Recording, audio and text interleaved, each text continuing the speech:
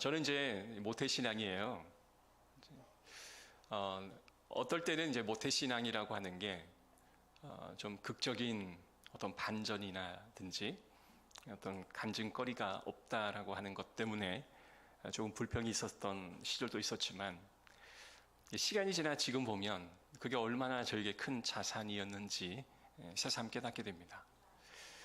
저는 이제 줄곧 교회에서 자랐고, 또 주일학교, 중고등부, 청년회, 교회 생각하면 저는 너무 행복하고 기뻐요.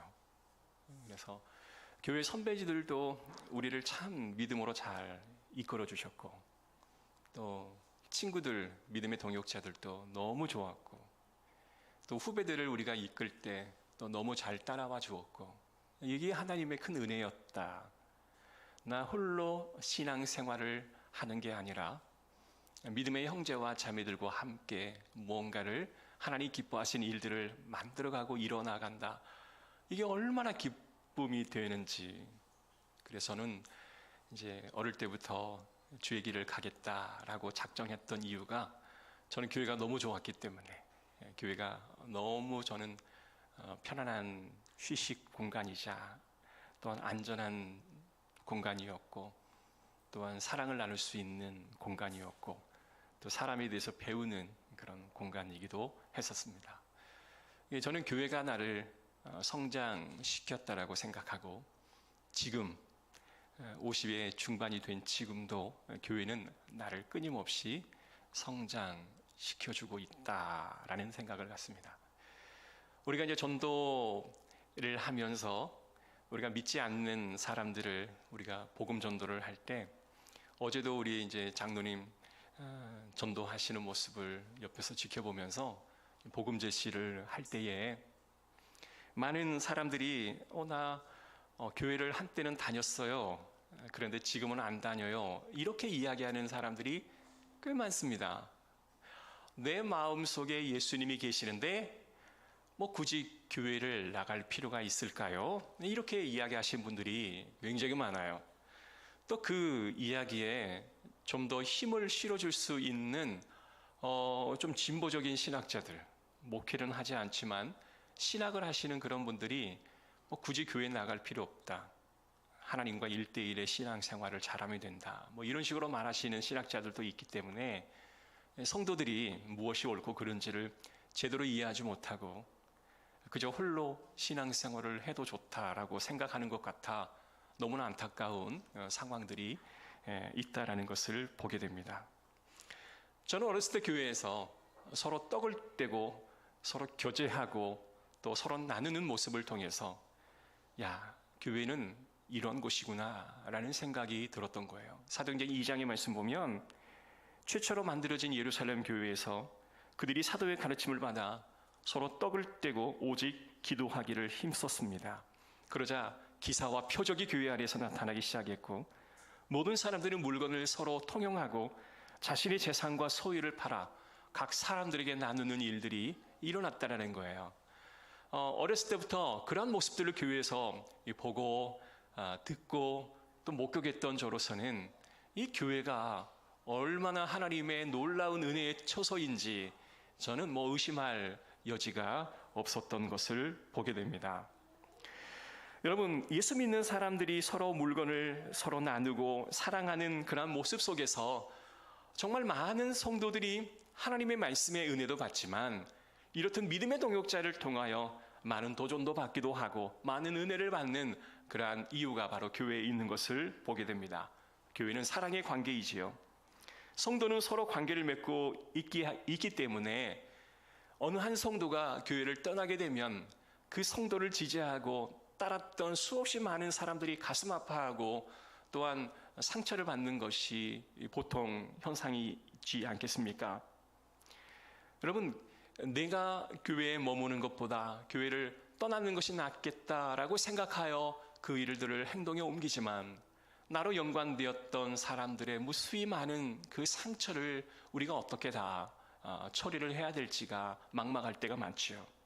여러분, 그것은 타인에게도 본인에게도 좋은 결정은 아니라고 봅니다. 혹시 여러분 중에 지인들이 교회를 있어야 할지 나가야 할지를 결정하기를 원하여 여러분에게 질문을 요구한다면 하나님께서 세우신 그 교회, 당신을 보낸 것은 목적이 있기에 그 교회를 잘 섬기라고 말씀해 주시기를 주의 이름으로 축복합니다.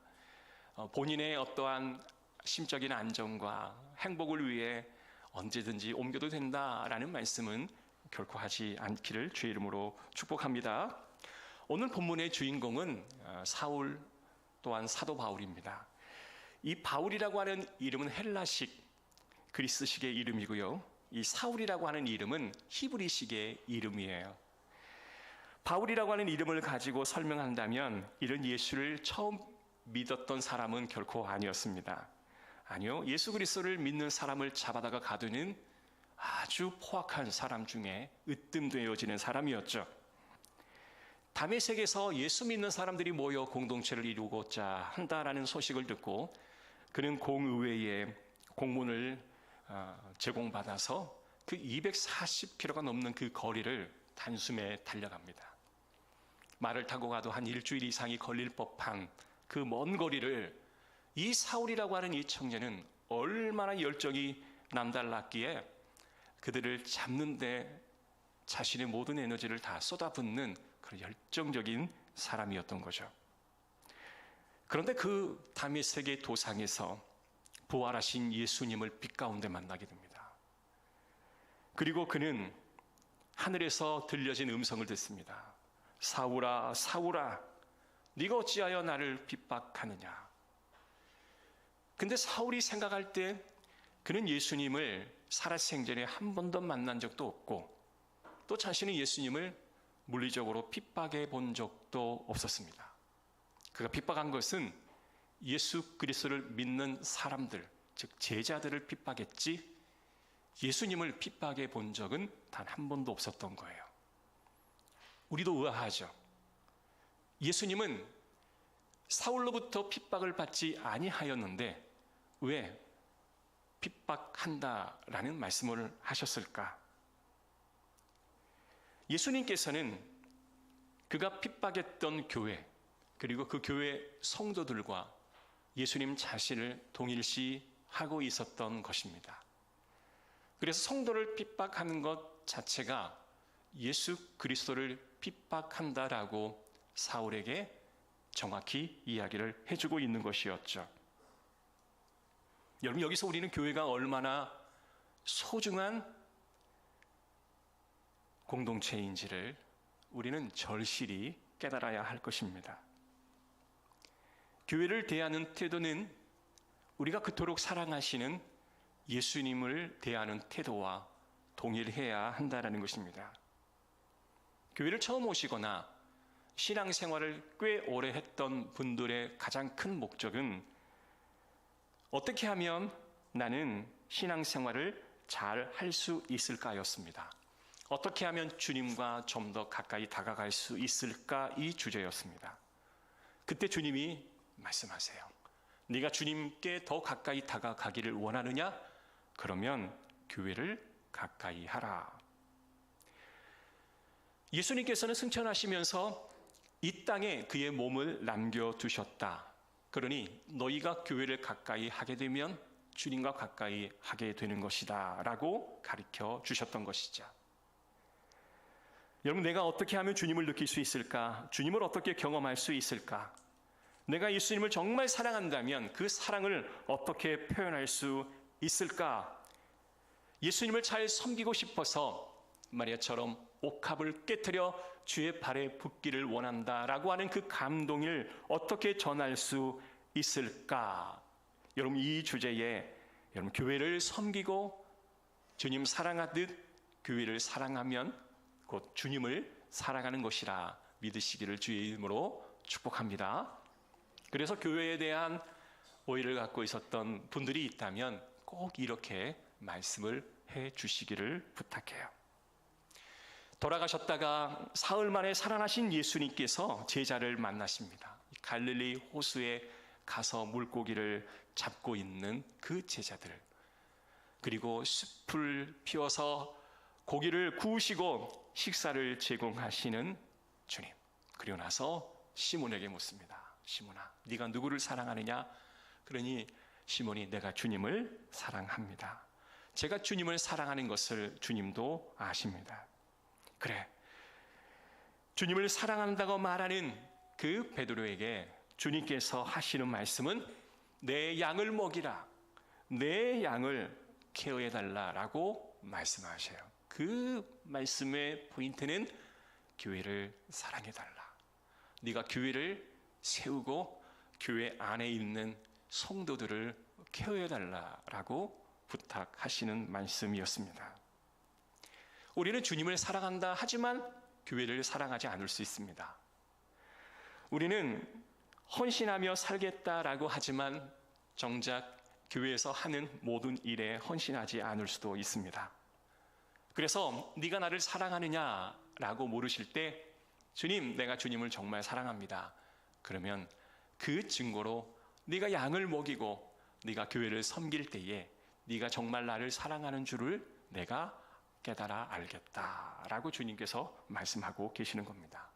물론 교회는 보여지는 이 교회 건물이 교회가 아닌 것이요, 주님을 사랑하는, 주님을 믿는 저와 여러분이 바로 교회인 것입니다. 그러니 교회가 얼마나 온전하지 않겠습니까?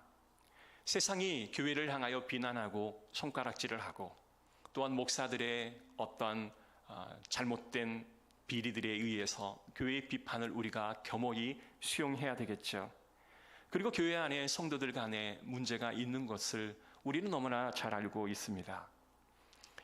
여러분, 한 가족이 있어요. 그 아내는요 너무 바빠요. 그리고 남편은 가족을 잘 챙기기를 원하지만 마음에 분노가 있습니다.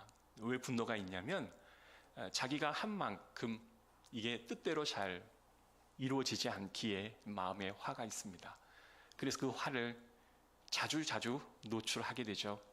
그 자녀는 아버지의 화에 노출된 채 살아가게 되죠. 엄마는 너무나 바빠서 또 잘 챙겨주지도 못하는 그런 상황이었습니다. 그런데 그 자녀에게 이제 문제가 나타나게 되어지는데 가족 안에서는 나타나지를 않았어요. 문제는 학교에서 나타납니다. 학교에서 선생님과의 관계가 좋지 않고 교우와의 관계가 좋지 않아요. 그것도 고작 초등학교 저학년인데요. 부모는 그 문제에 있어서 심각하게 고민을 합니다. 왜냐하면 학교 학우들과 또한 선생님들이 근심하고 있기에 이 문제를 어떻게 해야 할까 고심을 하다가 좀 한 발짝 두 발짝 적극적인 마음을 가지고 이 일을 대처해보자. 이 일이 터진 다음에 반응하는 게 아니라 한 발짝 적극적으로 다가가서 앞으로 있을 일들을 대비해보자 결단하고 부부가 함께 대화를 나누기 시작합니다. 자녀 문제에 있어서 대화를 시도하다 보니 어떻게 해야 할지 방법이 떠오르게 되고 또 방법이 떠오르다 보니 아이와 함께 대화를 나누다가 그 문제가 같이 서로 간에 고백하고 미안한 것도 있고 바라는 것을 이야기하다 보니 마음이 그냥 갑자기 울컥한 거예요. 아빠가 화를 내어서 미안해. 너희가 잘 되기를 바라는 마음에 화를 내었는데 내가 너무 잘못했던 것 같다. 그 아이가 자녀 앞에서 통곡하며 우는 모습에 이 아이가 아빠는 나를 사랑하지 않아. 왜? 화를 내는데 왜 나를 사랑할까? 아빠는 나를 사랑하지 않았어. 그런 상실된 마음이 있었고 엄마가 나를 사랑한다면 왜 나를 보호해주지 않지? 이 마음에 서운한 마음에 그것이 학교의 교우와 선생님과의 관계로 투사가 된 거죠. 그러다가 그 마음속에 어때요? 부모님이 나를 진심으로 사랑하는구나 라는 것을 알게 되고 모든 것은 말하지 않아도 자연적으로 해결할 수 있을 것을 경험합니다. 서로 살을 부대끼고 서로 한 피를 물려받아 태어난 자식들 안에서도 이와 같은 일들이 일어나면 부모가 어떻게 할지를 몰라서 여기저기 수소문하여 어떻게 해야 할지를 묻는 그러한 상황이라고 한다면 같은 피도 섞이지 아니하고 전혀 다른 환경에서 전혀 다른 삶을 살아가는 교회 성도들끼리 하나가 되어진다라고 하는 것은 어찌 보면 이룰 수 없는 우리의 목표점이 아닐까 싶기도 합니다. 많은 사람들이 타인과 문제를 일으키지 않다 할지라도 자기 스스로의 내면과의 싸움을 하고 있기에 그것 또한 감내할 수 어려운 문제이기도 하는 것입니다. 갈등은 늘 존재하나 그렇다고 해서 홀로 떨어져 신앙생활하는 게 진정한 대안일 수는 없는 거죠. 갈등을 느끼고 극복을 하며 때로는 그 갈등을 조절할 줄 아는 방법도 배워나가는 것입니다. 지금 부딪히면 뭔가가 깨어질 것 같아 그 갈등을 우회하여 돌아가는 방법도 스스로 교회 생활을 통해서 배워나가는 것이죠. 그러다 보면 어느새 나는 성장해 있고 주변의 사람들도 성장해 있는 모습을 보게 되는 것이죠. 교회가 이래서 아름다운 것이 아닐까요? 골로새서 1장 24절의 말씀 보면 나는 여러분을 위해 받는 고난을 기뻐합니다. 이 여러분은 골로새 교회를 의미하는 거예요. 사도 바울은 자신의 몸인 교회를 위해 내가 그리스도에 남는 고난을 교회를 통해 받는 것을 내가 기뻐하고 그것을 겸허히 견뎌낼 것입니다 라고 이야기합니다. 여기서 그리스도의 남는 몸, 교회가 그리스도의 남은 몸이라고 말씀하셨어요. 하나님께서는 예수 그리스도를 이 땅에 보내시고 죄인들을 위해 십자가에 달려 죽게 하셨고 그리고 모든 인류를 죄사하신 이후에 승천하셨지만 그 몸을 교회에 남겨두셨다. 그의 일부의 몸을 남겨두셨다라고 말씀하시면서 그 고난까지도 남겨두셨다라고 이야기하는 겁니다. 그래서 우리가 교회 안에서 신앙생활을 하다가 다툼이 일어날 수도 있고 싸울 수도 있고 문제가 발생할 수도 있을 때 우리는 어떻게 그걸 받아들여야 되냐면 내가 그리스도에 남는 고난에 참여하고 있으니 이 고난에 참여할 때에 이걸 잘 마무리를 지어서 아름다운 열매, 결실을 맺어야겠다라는 마음을 갖기 원한다면 하나님께서 얼마나 기뻐하시겠습니까? 바울이 이것을 알았기에 그는 교회를 통하여 오는 많은 고통과 어려움을 담대하게 견뎌낼 수 있었고 몸은 힘들고 어렵고 고통스럽지만 그거를 본인이 감내하는 것에 대한 기쁨과 그리고 성취감과 하나님의 고난에 참여했다라는 마음에 그는 늘 행복할 수 있었던 것입니다. 그래서 교회는 은혜를 받는 곳이기도 하지만 동시에 내가 희생하면서 서 있어야 할 공간이 아닌가 싶어요. 내가 교회에서 어려움이 있을 때 교회를 떠나기보다 오히려 그 공간 안에서 함께 어울려 교회를 섬기는 그런 모습이 우리에게 더 필요한 모습이 아닐까 싶습니다. 많은 분들은 그렇습니다. 교회를 정하는 것 자체가 굉장히 심각한 고민거리 중에 하나죠. 오늘 목사님 가정에 오셨는데요. 저도 제가 거의 한 50대 중반이 될 때까지 교회에 소속되어 있지 않았던 딱 한 주가 있었습니다. 그러니까 26살에 사역을 하고 계속 교회가 이어졌었어요. 단 한 주도 제가 빼본 적이 없었습니다. 근데 인천에 사역하다 인천에 있는 교회로 가기 위해 딱 한 주가 비어 있었는데요. 그 인천 부평에 있는 아주 대형 교회를 갔었는데 그때 그 마음이 되게 불안한 거 있죠. 여러분 그거 아십니까? 목사가 교회를 가는데 왜 그렇게 마음이 불안한지 모르겠어요. 왜냐하면 내 교회가 아니고 내가 소속된 공동체가 아니라라는 마음에 얼마나 마음이 불안하든지 그래서 교회를 정하지 못하고 이렇게 움직이는 성도들의 고통을 알게 되었고요. 또 교회를 떠나고 또한 다시 교회를 복귀하는 가운데서 성도들이 하셨던 그 이야기가 제 뇌리 가운데 기억에 남아요. 그런 이야기합니다. 목사님, 주일 아침이 되었는데 교회는 가야 될 것 같은데 내가 어느 교회로 가야 될지 모르겠어요. 그 고통을 목사님 아십니까? 그 말씀을 저에게 해주신 분이 있었습니다. 그래서 정말 그렇겠다. 그래서는 교회가 정말 문제가 없을 수는 없을 수 있지만 그러나 그 문제가 빨리 해결이 되어지고 또 스스로 그것들이 해결되어지는 그런 비결들을 우리가 함께 만들어 가야겠다라고 하는 그런 공동체에 대한 꿈이 있었던 것이 사실이었습니다. 사랑하는 성도 여러분, 아름다운 교회, 건강한 교회를 만들어 가기를 주의 이름으로 축복하고 많이 수고해 주시는 저와 여러분들이 더 많이 노력해 주시기를 주의 이름으로 축복합니다. 그럼 두 번째로 우리 각 개인마다 갖고 있는 많은 비전과 사명이 있을 겁니다.